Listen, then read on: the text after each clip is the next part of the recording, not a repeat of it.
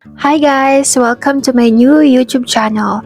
In this video, I will tell you my true story, kung paano ako na-disapprove ni YouTube for monetization ng 2 beses. Hindi to success story, hindi ito tungkol sa numbers or earnings. Ito ay totoong story or journey ng isang creator na maraming maling desisyon, maraming rejections, at maraming natutunan sa proseso. Kung creator ka rin or aspiring YouTuber, baka may mabahagi ako dito na makarelate ka.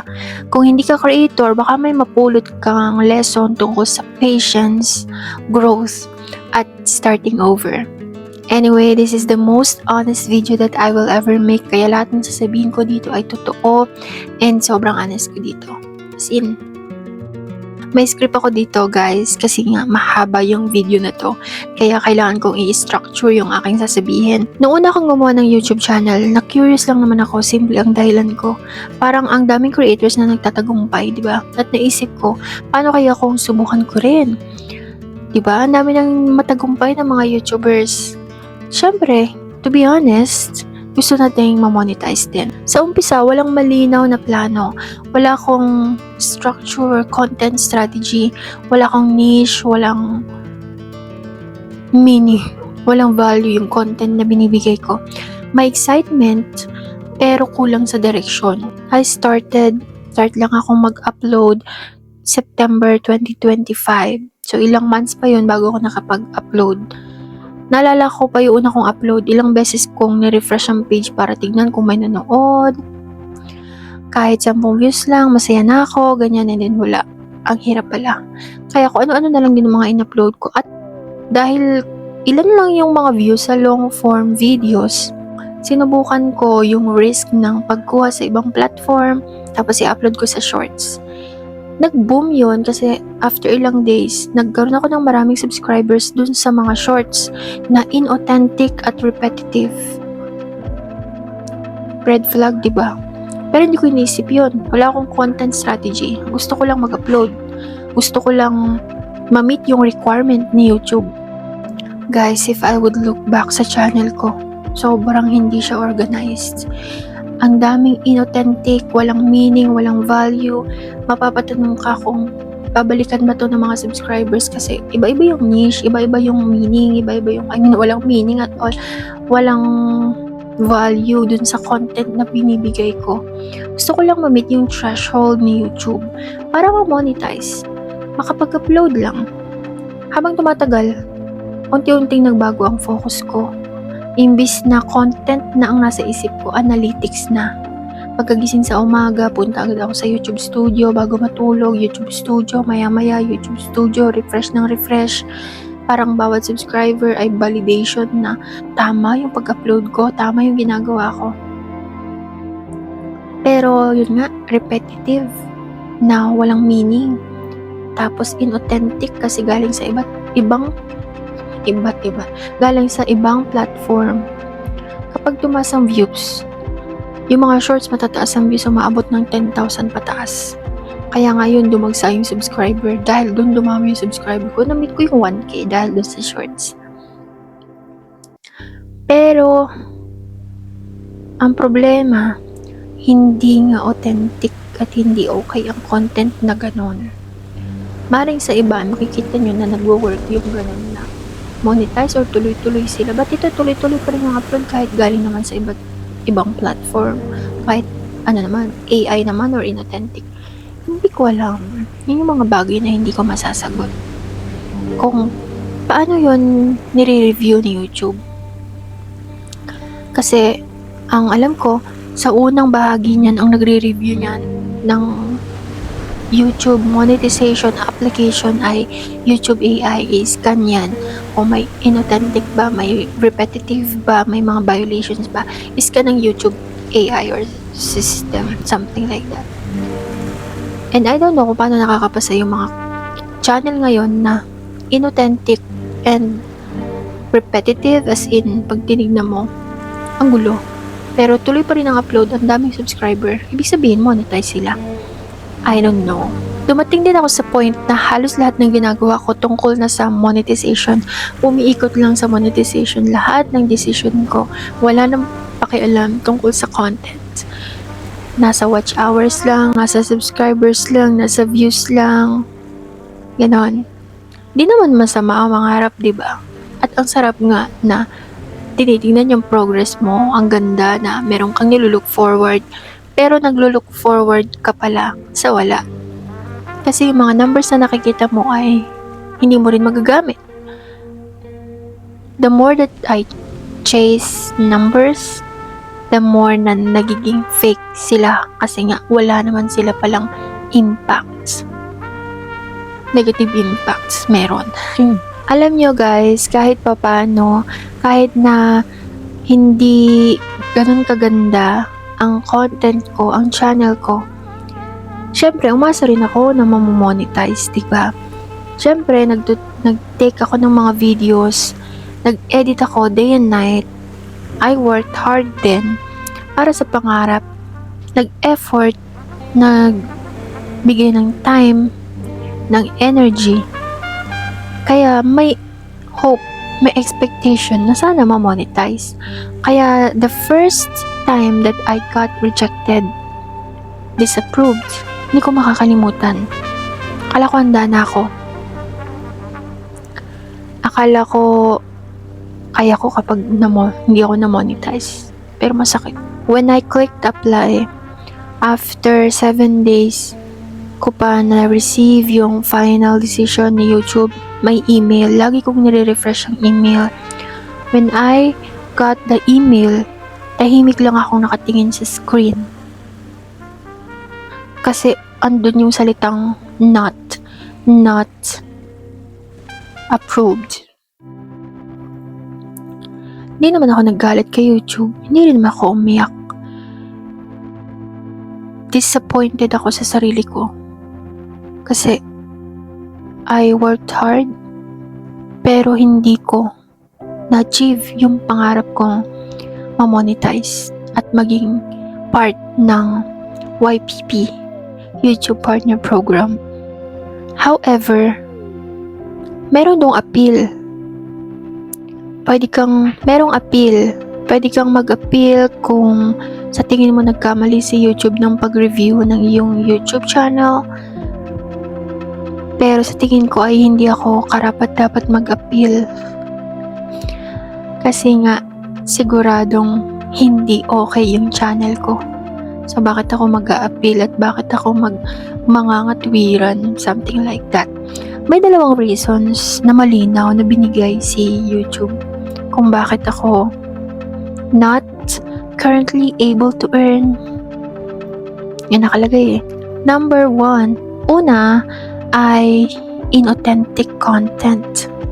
Tapos mababasa mo yan sa YouTube monetization guidelines, yung tungkol sa inauthentic. Alam mo na yan, ibig sabihin, inauthentic. Syempre, hindi original. Honestly, talagang walang original or like 3, ganyan lang original sa akin. Second is repetitive content. Repetitive.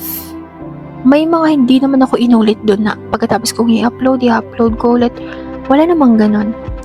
What happened was magkakamukha sila. Magkakamukha or magkakahawig. Ganon. Tapos may mga moment pa na nag-upload ako ng road trip. Kalsada, view. Ibang kalsada to. First upload. Second upload, ibang kalsada naman. Pero parehas lang sila na road trip. Tapos mga 5 ganun magkakasunod. So, mapa-flag nga yun ni YouTube as repetitive or walang meaning at all. Na hindi ko naman naisip yan dati. Hindi ko naman na yun ina-analyze dati. Ang gusto ko lang mag-upload, okay, i-video ko tong road na to, i-video ko tong view na to, ang ganda. Tapos i-upload ko. Without thinking kung may value ba? May meaning ba? Magugustuhan ba ni YouTube? I mean, hindi ko naman piniplease si YouTube, pero yung monetization kasi, diba? Hindi ko na yun iniisip nun. Kaya naman, after nung mga dahilan, yung 2 reasons na yan na binigay ni YouTube kung bakit ako hindi pa pwedeng mag-earn, hindi pa pwedeng maging part ng YouTube program YouTube Partner Program. Napahinto ako. Napatingin ako sa channel ko. Ni-review ko. Oh no. Oh my God. Oo nga no. May ganong realization. I submitted the appeal and 14 days pa siyang i-review within 14 days. But ngayon ay like pangatlong araw na. Kaya naisip ko nang gumawa ng bagong channel.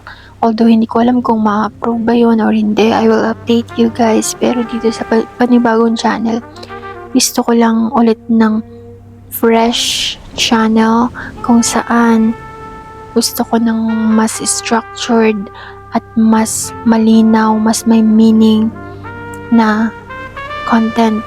Di ko rin alam kung paano ko to gagawin. Pero definitely, hindi ako magpo-post ng inauthentic.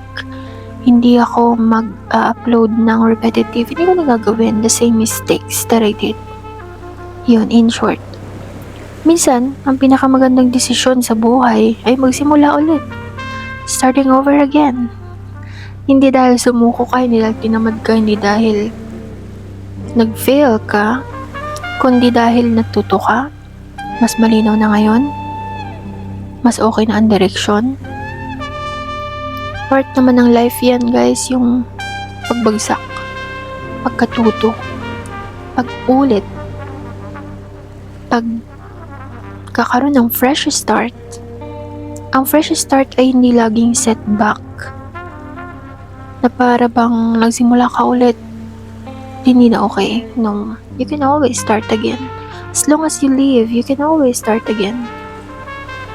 In many ways, in many situations, in many aspects. Parang bumubulong ako ngayon eh. In many aspects, you can always start again. Minsan pa nga ito ang pinakamabilis na daan papunta sa success mo. Kesa dito sa isang way na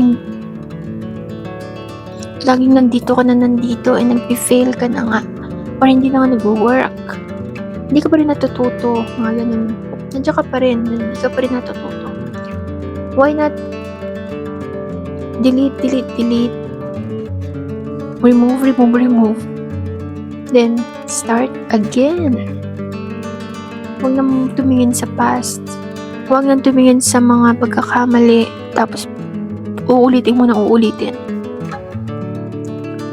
Para sa mas magandang future, mas magandang progress, you can start again. Though, hindi ko alam kung ano mangyayari sa appeal. At least, hindi ko talaga alam. Umaasa ako syempre. Kasi pinaghirapan ko din yung YouTube channel ko, guys. Kung alam niyo lang. Lalo na yung pangalawa. Kasi yung una, wala naman akong pakialam sa in-upload ko. Pero dun sa pangalawa, grabe ang aking effort talaga. Pangalawang application, inayos ko yung content ko. Tapos talaga nagko-content ako ng sarili ko. Like, me facing the camera. Then, wala. Na-disapprove pa rin. What success means now? Ngayon, iba na ang tingin ko sa success. Hindi lang ito tungkol sa monetization, hindi lang ito tungkol sa views, hindi lang ito tungkol sa follower count, subscriber count. Success is creating something that you are proud of. Sarap. Ganda nun. Ganda nun. If you achieved something and you're proud of it, then you're successful. Success is building trust. Success is building yourself. Success is actually self-improvement, self-development. Success is knowing that you worked hard for it. Success is also knowing that your followers, your subscribers trust you, trust your content, that mag-spend sila ng a few minutes of their day or even an hour watching your video and watching something that you actually made. Alam mo guys, hindi ko to marirealize kung hindi ako na-disapprove. Kung yung una kong channel na ang gulo-gulo, tas una kong application na approve agad, ganun pa rin. Hindi ko ito natutunan. Priceless. Wow, hindi ko ginagaslight yung sarili ko. Totoo lang ngayon guys. Totoo lang yan na sa mga pagkakamali tayo natututo. And we can always start again. Yun ang maganda doon. You can always start again. Kung may isang lesson ako na gustong iwan about this journey, ay walang shortcut para sa meaningful growth. Pwedeng bumilis ang numbers, pwedeng ang dali ng views, pero ang tunay na credibility, mabagal yun. Ang tunay na success, mabagal yun. Kasi ang success is about yourself. Ngayon yung self mo, sa katulad ng sinabi ko, success is self-development. Hindi ganun kadaling turuan ang sarili. I-develop ang sarili. Para maging successful ka, hindi ka dapat susuko kahit gano'ng katagal. If you want to be successful, hindi ka dapat titigil. You should be unstoppable. And you should believe in yourself. Katulad ng nangyari sa akin na ilang beses akong na-disapprove. Talaga naman masakit.